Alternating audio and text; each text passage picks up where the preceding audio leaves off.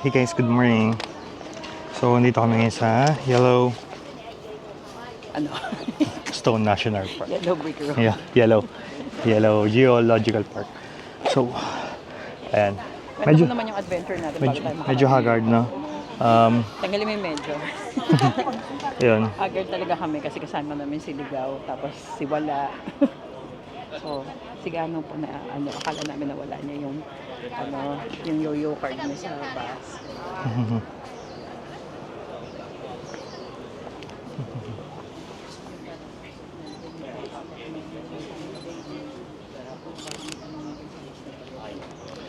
Let's go.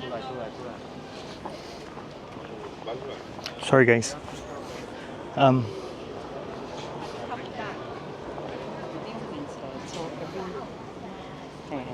Paliwanag mo yung Queen's Head. So yung nakita nyo, so nung 1960s, mas malaki yung peninsula nitong park na to. Pero over the years, paliit siya ng paliit. Probably because of erosion plus yung pag-rise ng seawaters because of global warming. Diba? So, lumiliit siya ng lumiliit. So currently, lalakad kami kasi kapapasok lang namin. So this is just the entrance part pa lang ng park. Pero, maganda siya. Lalo siguro kung hindi maulap ngayon. Magbabadyang masamang panahon. Pero okay lang kasi Actually, umulan na talaga kanina. maganda pa rin naman talaga. So yun nga, nagsimula yung biyahe namin. Sabi namin 6 o'clock kami aalis kasi gusto namin maaga kami dito. Yung wala pang tao, alam mo yun. Diyan daw muna tayo kay Cute Princess.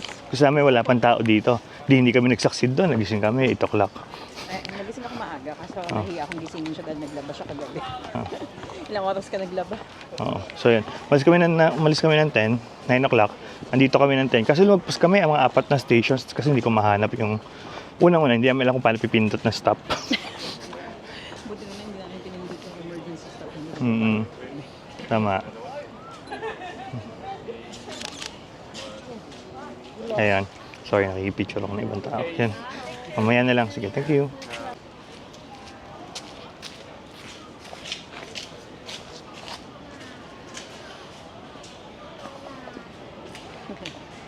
Uy, oo nga. Mukha siyang ano. Mukha siyang horse? Seahorse? Gawin mo yung ginagawa niya.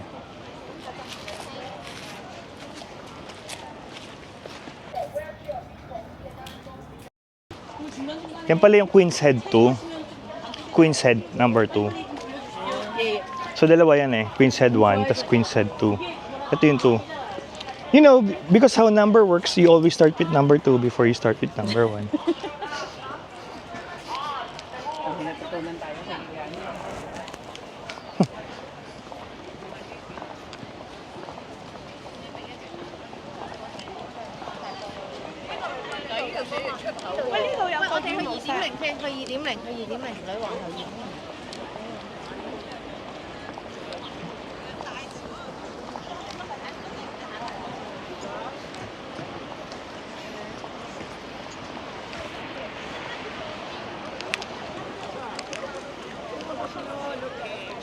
Tanda mo, lahat ng tao ngayon papuntang Jofen. One minute na lang daw sila.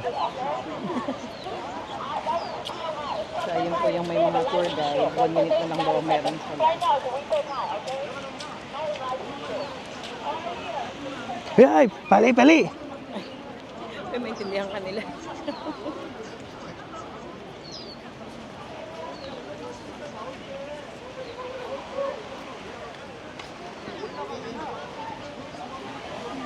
I think sa taas yung best viewpoint niya.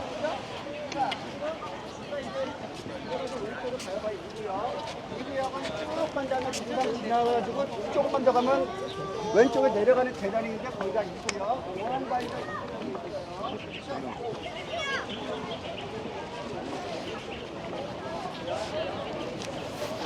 Ayun, natin kung gusto pakinggan yung sounds of the waves, of music, of the sea. Turn around.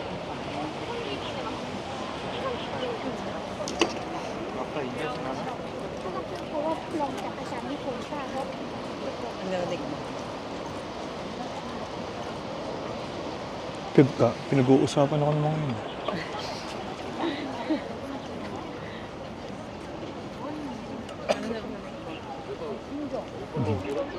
Ah, try it. I heard the C.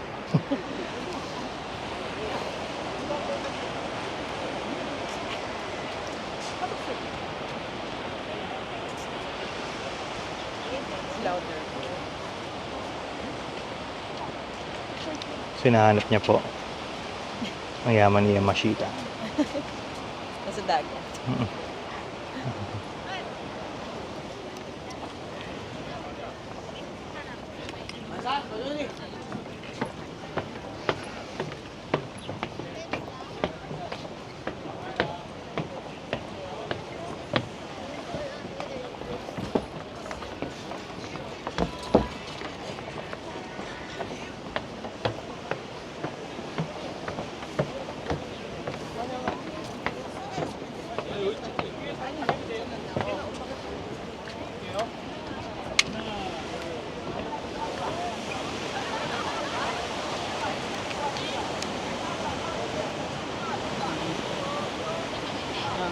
Hmm? Ang ganda.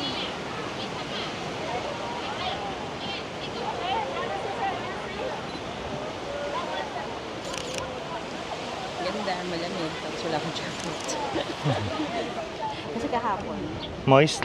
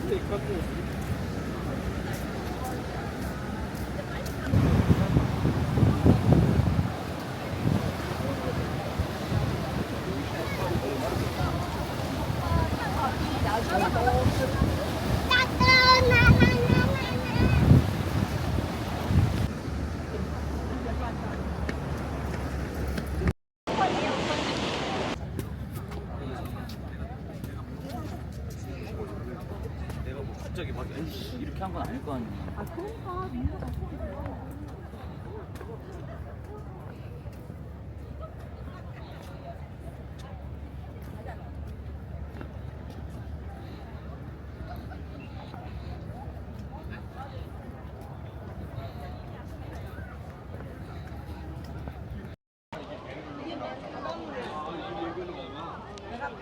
만지지 말고.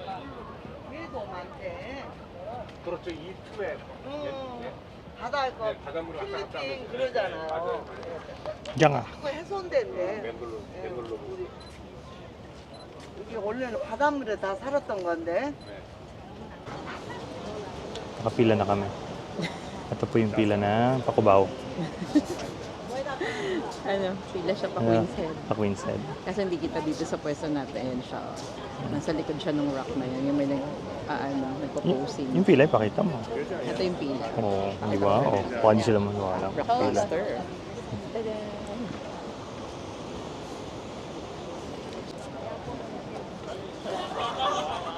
Yan, yan po. So, nakapila kami. So, marami pong tao eh. So, So, habang nag-aantay tayo, magkukwento na lang muna ako. So, una mong gagawin, mag-chop ka ng onions. Medyo pino. Tapos bawang. Di ba? Tapos sa mainit na kaldero, painitan mo, lagyan mo ng mantika. Pag medyo usok na, saka mo ilalagay ngayon yung bawang, pati yung sibuyas. Pag namawis na siya, di ba? Pag namawis na siya, ilalagay mo na ngayon yung manok, pati baboy. Tuhin mo siya, maayos, di ba? Ngayon, habang ginagawa mo yan, on separate, magre-ready ka ng 1 cup ng toyo, 1 cup ng vinegar. Ngayon, pwede mo lagyan ng sugar, depende sa'yo kung gaano mo gusto ng sugar, no? Pag medyo brown na yung pork and lalagay mo na ngayon yung toyo, pati yung vinegar. Lalagyan mo na rin ng paminta, pati bay leaves. Tapos tatakpan mo siya. Tayo mo na siya kumulo, siguro mga 30-40 minutes on low heat. Pag malambot na yung meron ka ng adobo, di ba? Yes? Natuto pa kayo mag-adobo habang nakapila. Mamaya na lang ulit. Hey guys!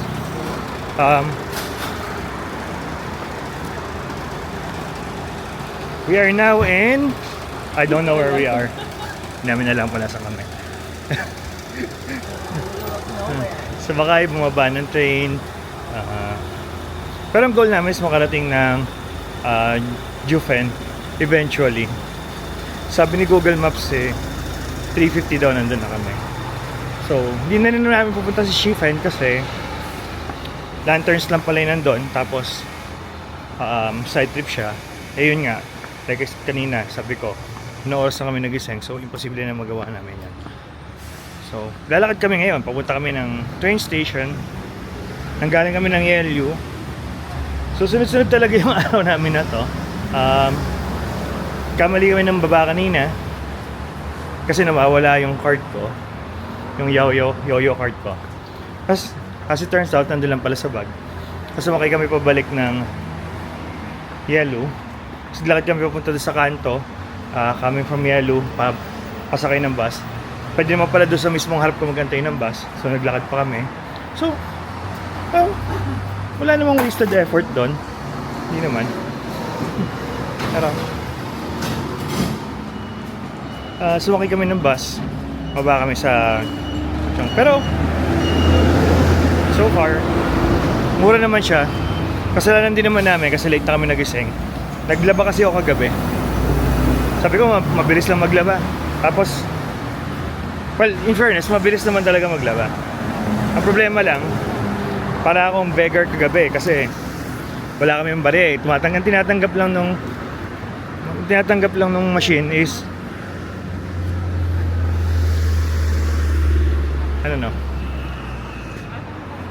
yan. At tinatanggap lang nung machine, washing machine, laundry machine is stick to 10.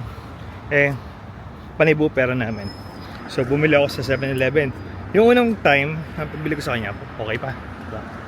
So, okay pa siya, binarihan niya. Pag-akit namin, kulang pa rin pala yung coins na nakuha ko. Bumalik ako sa kanya, pinapagalitan niya na ako the second time around. Buti na lang di ko naiintindihan, pati hindi Pilipino yung mga katabi ko, so hindi nila alam na pinapagalitan nila ako. Or alam nila, I don't know. Pero, yun nangyari kagabi. Nawala ng street walk, sidewalk. Ano? Ika lang. May ha? Oo nga, may tawiran. So, ayun siya. Wait. Naliligaw na ba kami na landas? Yeah! So, ganito po ang tour, no? Ganito po talaga mag-tour. Minsan maliligaw ka. Minsan hindi mo alam sa patutunguhan mo. Minsan akala mo nasa kailaliman ka na. Alam mo yan. Pero ganun talaga buhay, may ikot. So, mamaya pagkasakay namin ng train, nasa taas na uli kami. Ano yan, gano'n? Go na. Ayun. So yun na nga. Edi, pinagalitan ako nung ari dun sa 7-Eleven. Kakahiya. Yeah. Umakit ako ngayon sa hostel kailangan talaga namin ng pera kasi paano naman namin babayaran yung laundry namin. So actually sinalpak na namin yung wash sa kagaling-galingan namin, sinalpak na namin yung wash, pero wala pa kaming barya pang dryer. So, yun talaga yung problema namin. Ginawa ko ngayon, isa-isa ko ngayon yung lahat ng guest ng hostel. Nagpapabarya ako ng pera. Yung iba nga, binibigyan na ako ng pera diretso, 50 cents eh. Sabi ko, hindi naman ako nalilimos eh. Nagpapalit lang ako. Anyway, epic talaga yung kagabi. Oo. Yung pala yung feeling na nalilimos. Pero hindi ako nalilimos, papalit lang naman ako. Pero feeling kasi nila nalilimos ako eh. Lalo yung Japanese, excited pa siya eh. Naglalabas pa siya maraming coins eh. Bibigyan niya na ako ng maraming coins. Well, in fairness ha, alam ko generous siya. Oo. Ay, speaking of Japanese, kwento mo naman yung nangyari sa atin sa Sayo. May kumalabit sa akin Japanese. Ayun yun. Mamaya na yan para sa ibang vlog na yan. Anyway, malapit na kami. Siguro, yata. Yan itsura ng lugar. We're not in Taipei anymore. Kahit gaganda-ganda to. Actually, ang ganda ng lugar Oo. Kami lang ang turista dito. Doon sa yellow kanila, napakadami. Hirap pumolma ng picture. Ito, solo-solo namin. By the way, right now, it's 17 degrees. So, ginaw po si Bella ngayon. Kasi, So, maaraw ng mga nakalipas na araw, naka-jacket kami, todo forma namin sa jacket, no? Sabi namin, ibahin natin itong araw na to, hindi naman lumalamig, maaraw naman eh. Akalain mo walang araw ngayon, akalain mo malamig ngayon. Umulan pa. Oo. Kung kailan wala kami yung bit-bit na jacket. Isa pa yung bit na payong. yung payong din, bit-bit namin, no? Parati namin siyang dala. Pero ngayong araw na to, nakalimutan namin siyang dala. So, anyway. Tapos na ang kwento. Nandito na yata kami sa train station. Mamaya na lang ulit guys. Thanks.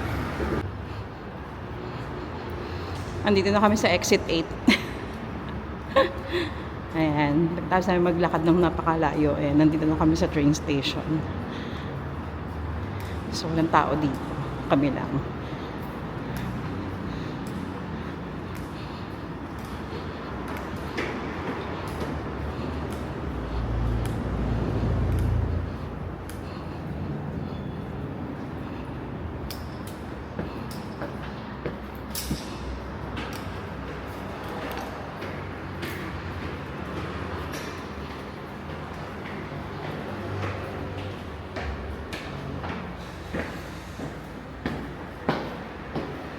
Alam niyo ba yung larong Exit 8? Medyo kakawig niya to. Yung naging movie ni Nomiya.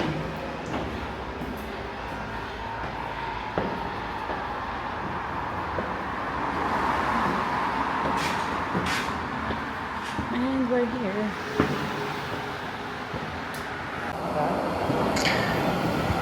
May nagsabi na may pinsan daw ako.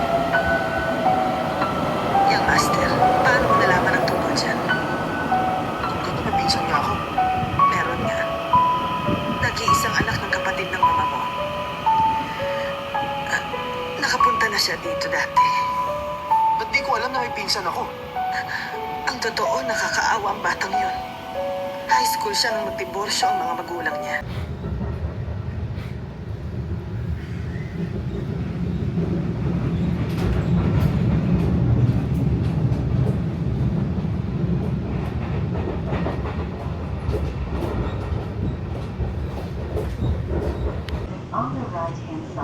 Hindi po dapat nag-iingay dyan. Ba't napakalapit naman sa mukha? Sa tuwing. Okay na. Sa tuwing po kami. May bayad pa dito. Mahit na po ako. Lakad po kami na langan.